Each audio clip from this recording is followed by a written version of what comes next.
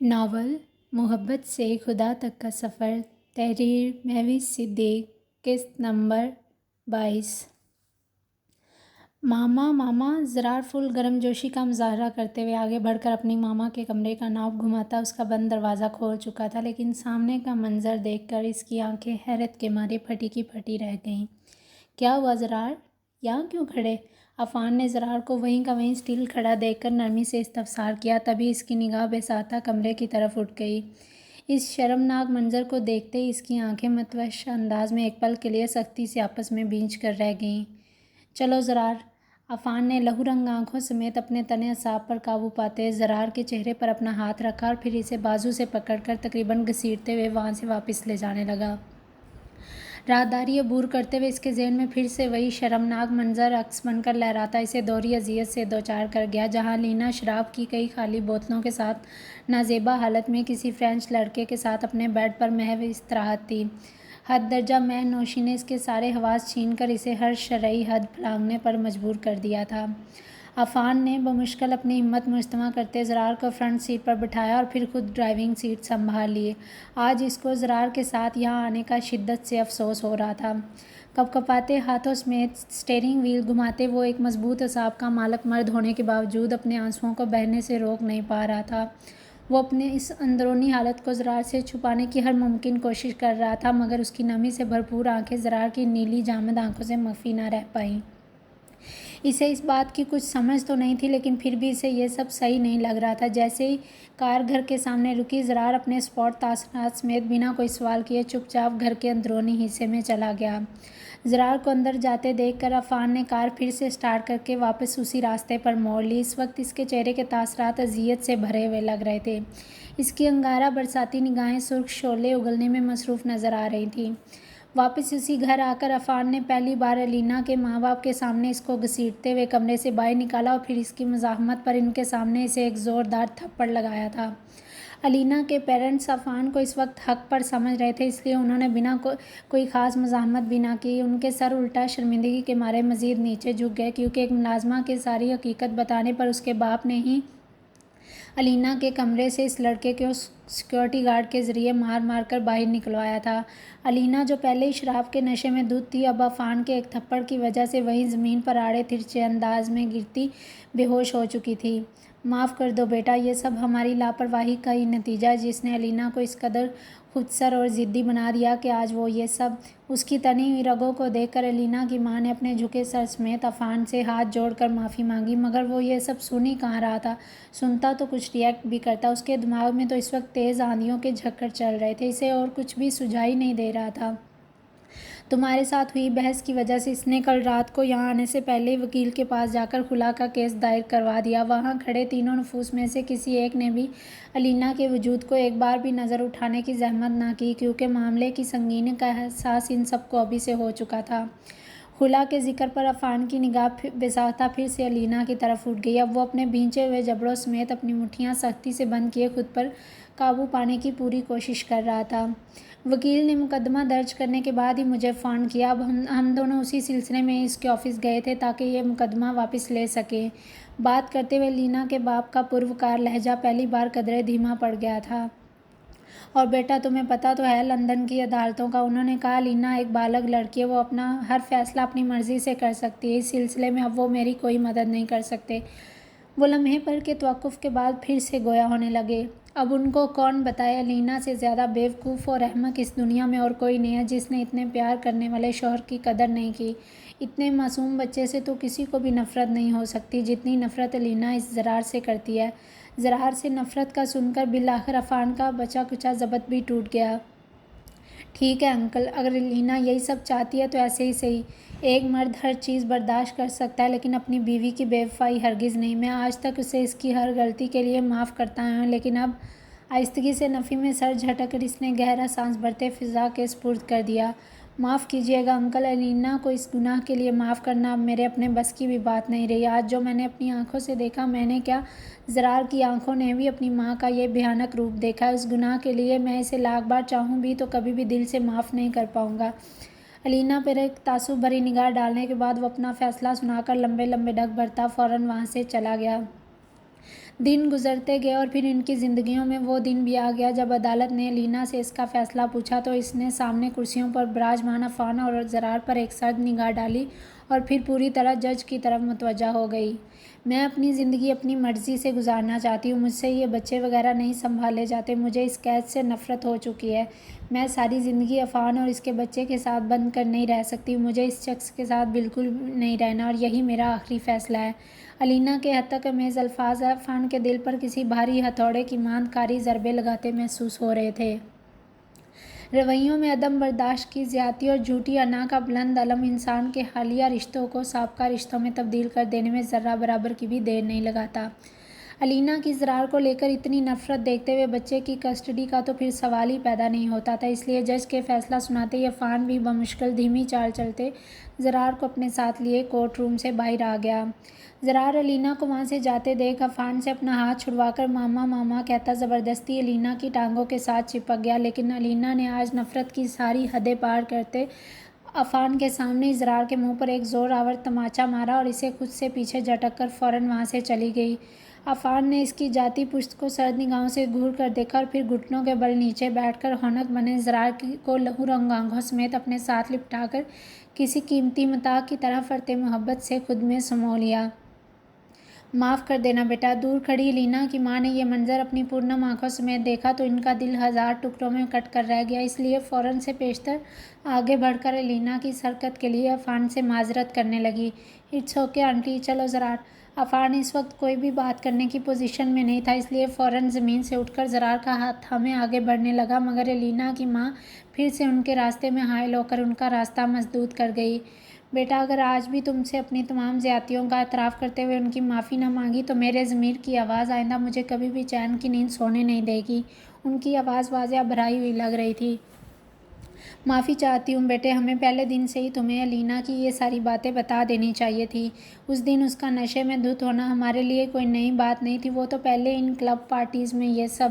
اتنے بڑے دھوکے پر عفان کی ساری برداشت جواب دے رہی تھی، مگر پھر بھی وہ ان کی عمر کا لحاظ کرتے ہوئے شوق کے عالم میں وہیں کھڑا رہا۔ ہمیں لگا تھا تمہاری محبت اسے بدل کر رکھ دے گی، اس لیے تم سے الینا کی یہ ساری حرکتیں چھپا لی، مگر ہم نہیں جانتے تھے الینا اپنی اس زندگی میں بہت آگے نکل چکی ہے، جہاں سے اب واپسی کا کوئی راستہ ہی نہیں بچا۔ ڈھکے چھپے الفاظ میں ان کا اشارہ واضح اس لڑکے کی طرف تھا جو اس دن الینا کے ساتھ اس کے روم میں موجود تھا۔ ان کی بات مکمل ہوتے ہی عفان نے بنا کوئی رد عمل ظاہر کیے زرار کا بازو تھاما اور پھر اپنے شکستہ قدموں سمیت پارکنگ لاٹ کی جانب بڑھ گیا۔ الینا، ایک دن وہ بھی آئے گا جب تم اپنے اس کیے پر بہت زیادہ پچھتاؤ گی۔ تم نے اس مخلص فرشتہ صفت انسان کا دل دکھا کر اچھا نہیں کیا۔ وہ رنجیدگی کی انتہا پر تھی۔ اور یہ معصوم بچہ زرار، کیا یہ تمہیں اس سب کے لیے معاف کر پائے گا؟ ان کی کہی ہر بات ایک دن سچ ہونے والی تھی، جس کا اندازہ فی الوقت کسی کو بھی نہیں تھا۔ الینا کی ماں کی بھیگی متورم نگاہوں نے دور تک ان کا پیچھا کیا، یہاں تک کہ ان کی کار اوجھل نہ ہو گئی۔ کچھ ہی دنوں بعد زرار کی طبیعت بہت زیادہ خراب رہنے لگی تھی۔ اب وہ اپنی ماں کے پاس جانے کی ضد تو نہیں کرتا تھا، مگر چپ ضرور سادھ گیا تھا۔ ماں باپ کی علیحدگی نے اس کی ذہنی حالت کو اندر سے بری طرح بکھیر کر رکھ دیا تھا، اسی لیے گھر والوں کے بے حد اصرار پر عفان نے اپنی جاب وغیرہ سب چھوڑ کر بالآخر کئی سالوں بعد زرار کے ساتھ پاکستان واپس آنے کا فیصلہ کر لیا۔ یہاں پاکستان میں آتے ہی سب فیملی ممبرز نے فرداً فرداً عفان اور زرار کو سنبھالنے کی پوری کوشش کی تھی۔ ان کی بے انتہا محبت کے جواب میں زرار پہلے پہل تو چپ ہی رہتا تھا، مگر پھر ضمن اور اذلان کی انتھک محنت اور کوششوں کی وجہ سے وہ سب کی طرح معمول کے مطابق زندگی ضرور گزارنے لگا تھا، لیکن بچپن سے لے کر بڑے ہونے تک اسے ہمیشہ اپنے اندر ہر قسم کے جذبے سے عاری ہی محسوس ہوتا تھا۔ اتنے سالوں میں آسماء بیگم نے کئی بار عفان کو زندگی میں آگے بڑھنے کا مشورہ دیا، مگر وہ آج تک ٹال مٹول سے کام لیتے فوراً اس منظر نامے سے غائب ہو جاتے تھے۔ عفان کے پرخلوص جذبوں کو الینا کی بے وفائی نے بری طرح رون ڈالا تھا، اس لیے وہ آگے بڑھنے کی سوچ سے ہی گھبرا اٹھتا تھا۔ سر، وہ نیکسٹ میٹنگ کی فائلز ریڈی ہیں، اگر آپ کہیں تو لے آؤں؟ عفان ریوالونگ چیئر کی پشت سے ٹیک لگا کر آنکھیں موندے ہنوز اپنی سوچوں میں ہی گم تھا، جبھی اسے مینیجر کی آواز نے اسے ایک پل کے لیے گڑبڑانے پر مجبور کر دیا۔ وہ اپنی سوچوں میں اس قدر غرق تھا کہ اسے مینیجر کے ڈور ناک کرنے کی آواز تک اپنی سماعتوں میں سنائی نہ دی۔ مینیجر نے بالآخر گلا کھنکار کر اسے اپنی طرف متوجہ کیا۔ اوکے، عفان نے فوراً ٹیک چھوڑتے سے یک حرفی جواب دیا۔ سر، آپ کی طبیعت کچھ ٹھیک نہیں لگ رہی، میں آپ کو بعد میں دکھا دوں گا۔ مینیجر نے اس کی سرخیوں سے بھری آنکھیں دیکھی تو خود کو بولنے سے روک نہ سکا۔ نہیں، میں ٹھیک ہوں، آپ لے آئیں۔ عفان نے ازحد سنجیدہ تاثرات سمیت اس کو فائل لانے کا کہا، جس پر وہ اس بات میں سر ہلاتے فوراً وہاں سے چلا گیا۔ جب سے عفان لندن سے آیا تب سے ہی وہ اپنے گھٹن زدہ ماضی سے چھٹکارا حاصل کرنے کے لیے ہمیشہ کام کا ہی سہارا لیتا تھا، اور آج بھی وہ یہی سب کر رہا تھا۔ زینی نے اپنی نیمواں آنکھوں سمیت آس پاس نگاہ دوڑائی، تبھی اچانک اس کی نگاہ سامنے دیوار پر لگی وال کلاک پر جا کر ایک پل کے لیے رک سی گئی۔ اف، میرے خدایا، میں اتنی دیر تک کیسے سوئی رہی؟ زینی کو سوئے ہوئے تقریباً 3 گھنٹے سے بھی زیادہ کا وقت بیت چکا تھا۔ زینی بمشکل صوفے سے اٹھی اور پھر اپنے چکراتے سر کو ایک ہاتھ میں تھامے سیدھا کچن میں ہی آ گئی، جہاں نوری آنٹی اس وقت کھانا بنانے میں مصروف نظر آ رہی تھیں۔ زینی بیٹا، کچھ چاہیے ہو تو مجھے بتا دو۔ زینی نوری آنٹی کو سلام کہتے خود ہی چائے کا برتن پکڑ کر اپنے لیے چائے بنانے لگی۔ جی آنٹی، وہ میرے سر میں تھوڑا درد ہو رہا ہے، شاید کچھ زیادہ ہی سو لیا میں نے۔ زینی نے اسٹوو آن کرنے کے بعد آہستگی سے مسکراتے ہوئے نوری آنٹی کو جواب دیا تھا۔ آپ جا کر آرام کرو، میں ابھی تھوڑی دیر میں بنا کر لے آتی ہوں۔ نوری آنٹی نے اس کے سر پر ہلکا سا پیار دیا اور پھر اسے وہاں سے جانے کا کہہ کر خود ہی اس کے لیے اپنے ہاتھوں سے چائے بنانے لگیں۔ تھینک یو آنٹی، میں پھر بائی لان میں ہی جا رہی ہوں، چائے آپ وہیں لے آئیے گا۔ نوری آنٹی کے اس بات میں سر ہلانے پر زینی کچن سے باہر آ گیا۔ اب اس کا رخ بائی لان کی جانب تھا۔ واؤ، کتنا مزے کا موسم ہو رہا ہے۔ باہر آتے ہی یک ٹھنڈی ہوا کے خوبصورت جھونکوں نے اس کا بھرپور استقبال کیا۔ اب وہ دلکشی سے مسکراتے ہوئے اپنا سر در تک بلائے پوری طرح اس حسین موسم سے لطف اندوز ہونے لگی تھی۔ مہکتی سرد فضاؤں نے اسے ایک پل کے لیے جھرجھری لینے پر مجبور کیا تو مگر پھر وہ بنا کوئی پرواہ کیے جوتوں کو ایک سائیڈ پر اتارتی لان میں واک کرنے لگی۔ یوں ننگے پاؤں سبز گھاس پر چلنا اس کا پسندیدہ ترین مشغلہ تھا۔ وہ شروع سے ہی نیچر کی دیوانی تھی، اسی لیے ہر موسم کو بہت اچھے انداز میں انجوائے کیا کرتی تھی۔ اب وہ مسرور کن چال چلتے بیک سائڈ لان کی جانب آ گئی، جہاں سوئمنگ پول میں موجود پانی ہوا کے تھپیڑوں کے باعث بار بار ہلتا اس کی نچلی سطح تک ہلچل مچا رہا تھا۔ تھوڑی ہی دیر میں نوری آنٹی نے اس کو گرم چائے کا ایک مگ تھمایا اور خود اپنا بقیہ کام نپٹانے کچن میں چلی گئی۔ زینی وہیں موجود سنگی بینچ پر بیٹھے ہلکے ہلکے سپ لیتی مزے سے چائے پینے لگی۔ غیر متوقع سرد موسم کے باعث اس کو اپنی ریڑھ کی ہڈی میں عجیب سی سنسناہٹ دوڑتی محسوس ہو رہی تھی، مگر پھر بھی وہ یکسر نظر انداز کرتے ہوئے لان کی خوبصورتی کو دیکھ کر دل ہی دل میں سبحان اللہ کا ورد کرنے لگی تھی۔ گھنیرے بادل آسمان پر ڈیرا جما گئے، جس کے باعث ڈھلتے دن کی روشنی ماند پڑتی پہلے کی نسبت مزید تھوڑی کم ہو گئی تھی، اور پھر کچھ ہی منٹوں کے بعد وہ بادل کالی گھٹا بن کر زمین پر اندھا دھند برسات برسانے لگے تھے۔ بارش کی بوندیں نیچے گرتے ہی زینی اپنا چائے کا خالی مگ کور کر کے واپس میز پر رکھ گئی اور پھر خوشی کے مارے چہکتے ہوئے اپنے بازوؤں کو پھیلائے بارش میں گول گول گھومنے لگی تھی۔ آہ مما! اچانک بادلوں کی گڑگڑاہٹ سن کر وہ چیخ نما آواز نکالتی جلدی سے اپنے کانوں پر ہاتھ رکھ گئی۔ دیوار کے ساتھ ٹیک لگائے کچھ سیکنڈز کے لیے تو ڈر کے مارے اس کے وجود پر باقاعدہ ہلکی سی کپ کپی طاری ہو گئی تھی۔ جیسے ہی اس گن گھرج کا شور تھما، وہ پھر سے بارش میں آ گئی اور پھر اپنا چہرہ اوپر کرتے بارش کے قطروں کو ڈائریکٹ اپنے منہ پر برسنے دے رہی تھی۔ اس گھر میں یہ اس کی پہلی بارش تھی جسے وہ خوب مزے لیتے ہوئے انجوائے کر رہی تھی۔ مسلسل بارش برسنے کی آواز پر ڈرائنگ روم میں کام کرتا اذلان بے توجہی میں لیپ ٹاپ واپس ٹیبل پر رکھ کر صوفے سے اٹھا اور پھر بائیں ہاتھ سے پردے ہٹاتا سرسری انداز میں موسم کا جائزہ لینے لگا۔ تبھی اس کی نگاہیں لان کے وسط میں موجود بارش میں بھیگتی زینی پر جا کر ایک پل کے لیے غیر یقینی کیفیت میں گہرے سکوت کا شکار ہو گئی۔ حد ہے یار، اتنی سردی میں کون پاگل بارش میں بھیگتا ہے بھلا؟ اذلان نفی میں سر جھٹک کر تیز آواز میں بڑبڑانے لگا تھا۔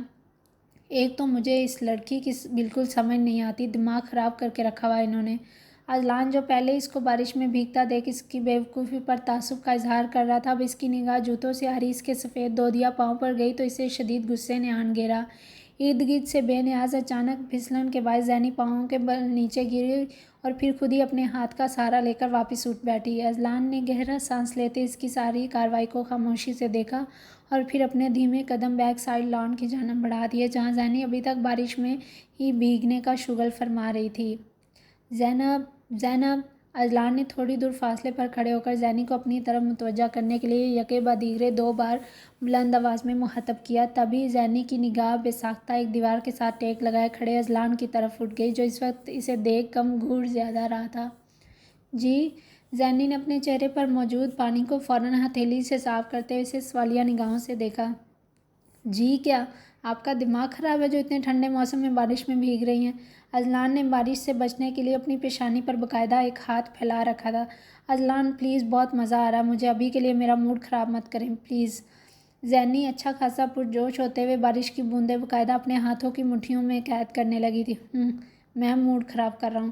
اذلان دانت کچکچانے کے انداز میں گویا ہونے لگا۔ زینب اگر آپ 1 منٹ کے اندر اندر وہاں سے یہاں نہ آئیں تو پھر دیکھیے گا۔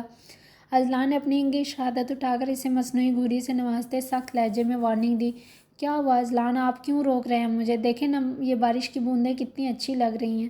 اس کے لہجے کی سنجیدگی محسوس کرتے ہوئے زینی منہ بسورے ناچار اپنے قدم بالآخر اذلان کی طرف بڑھانے پر مجبور ہو گئی۔ کیوں روک رہا ہوں؟ اب یہ بھی میں ہی بتاؤں؟ زینی کے منہ پھلانے پر اذلان نے اپنے ہونٹوں پر امڑتے قہقہے کو بمشکل زیر لب دبا کر خود کے اعصاب پر قابو پایا۔ اذلان کے ایک ابرو اچکائے استفسار کرنے پر زینی کی نگاہیں پھر سے بےتاب انداز میں بارش کو ہی دیکھنے میں محو ہو گئیں۔ اب وہ دونوں ایک دوسرے سے چند ہی فٹ کے فاصلے پر کھڑے ہوئے تھے۔ آج اس بارش کو دیکھ کر مجھے شدت سے محسوس ہو رہا ہے کہ اللہ تعالیٰ کی ذات کتنی رحیم و کریم ہے۔ زینی کا دوپٹے میں لپٹا سر اب تقریباً دیوار کے ساتھ ہی جڑا ہوا لگ رہا تھا۔ اگر اللہ تعالیٰ بارش کی صورت میں اپنی اس رحمت کو صرف نیک بندوں پر برساتے تو مجھ سمیت اکثر لوگوں کو منہ چھپانے تک کی جگہ نہ ملتی، لیکن وہ تو رب العالمین ہے جو دنیا کے سامنے ہمارے اس مان اور بھرم کو ٹوٹنے نہیں دیتے۔ اذلان ایک پل کے لیے اس کی باتوں کے طلسم میں کہیں کھو سا گیا۔ زینب اس وقت سادہ، جاذب نظر حسن کی مالک ہونے کے باعث ایک خوبصورت اپسرا کا روپ دھارے اذلان کے دل کی دھڑکنوں میں ایک عجب ارتعاش پیدا کر رہی تھی۔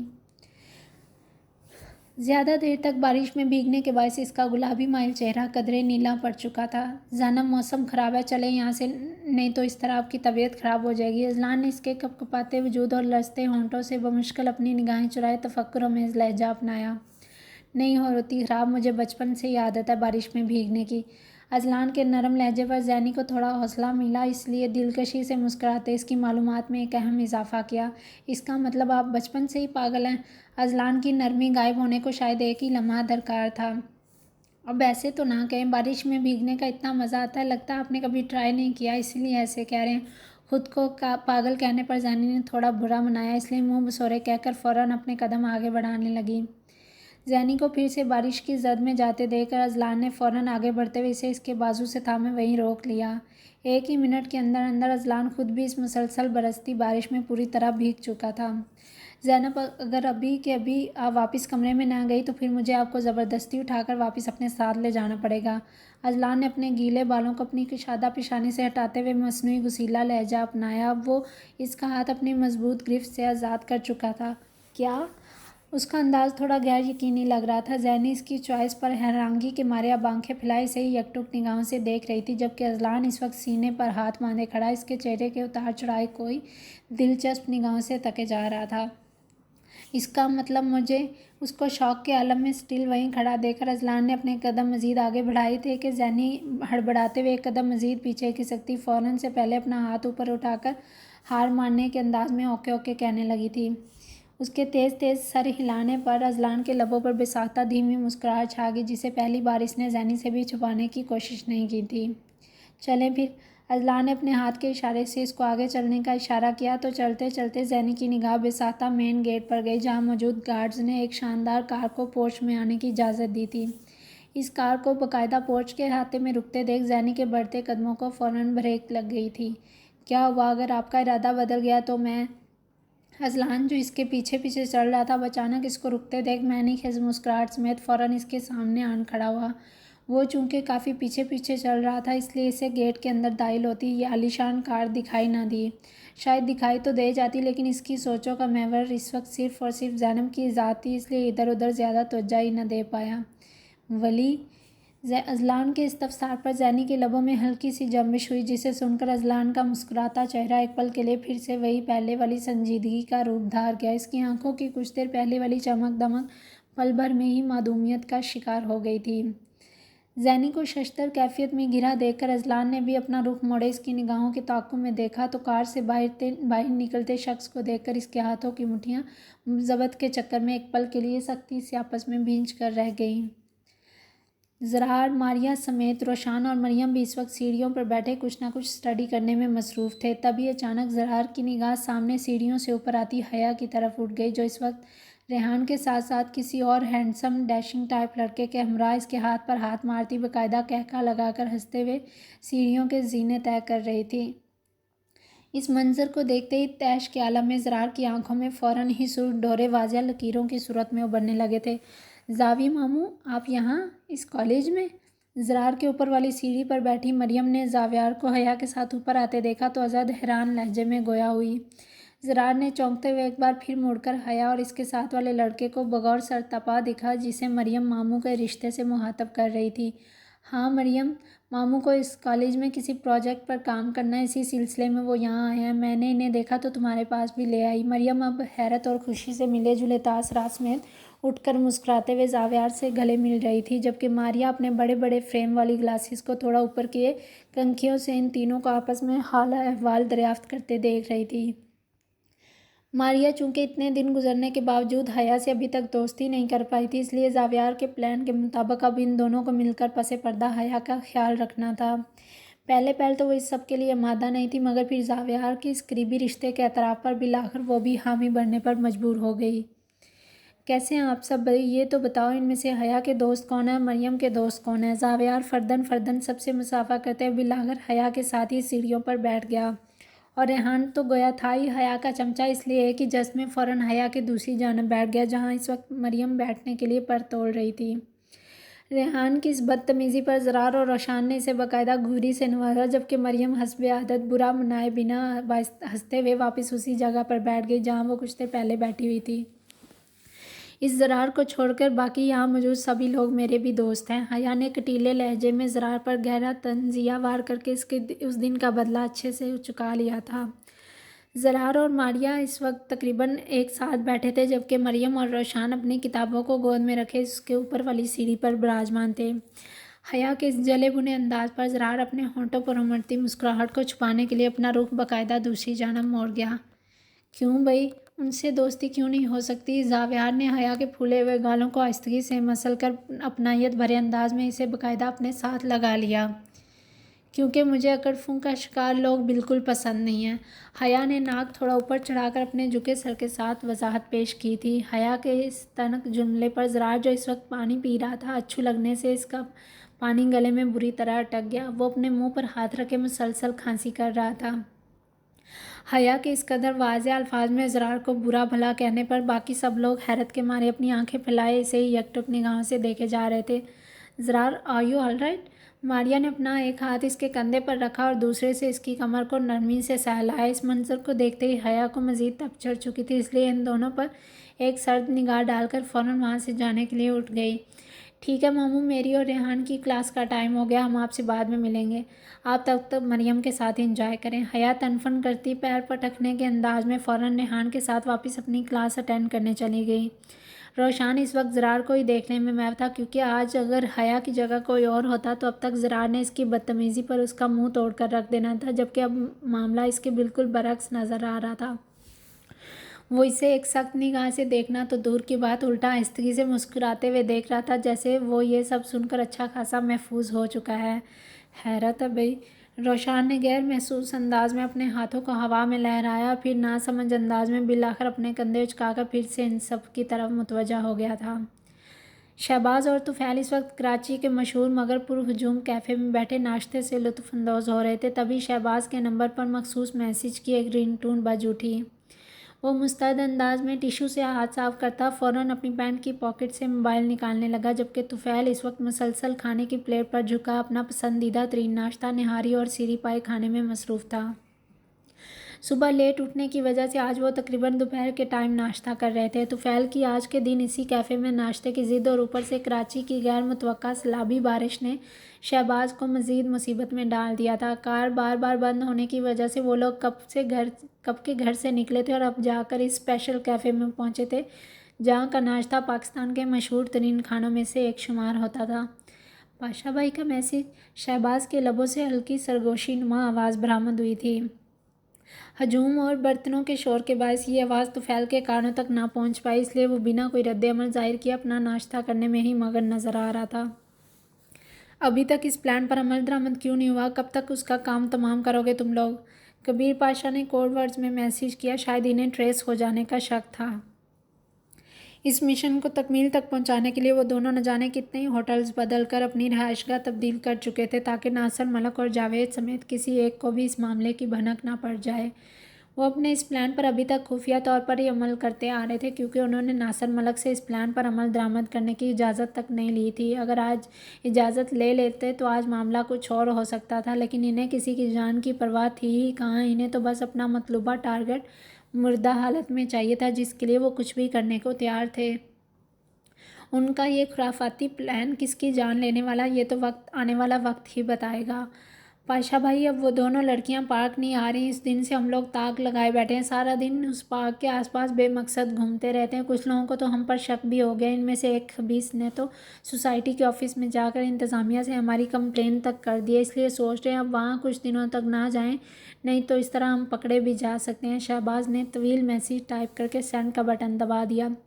یہ سب میں نہیں جانتا، جو مرضی کرو، اگر اس کو اس کے گھر میں جا کر ختم کرنا پڑے تو گھر میں جا کر گولی سے اڑا دو، لیکن اب اگر تم لوگوں نے اس کو کام کرنے میں ذرا سی بھی تاخیر کی تو پھر مجھ سے کسی رحمدلی کی توقع مت رکھنا، یاد رکھنا میں بہت برا پیش آؤں گا۔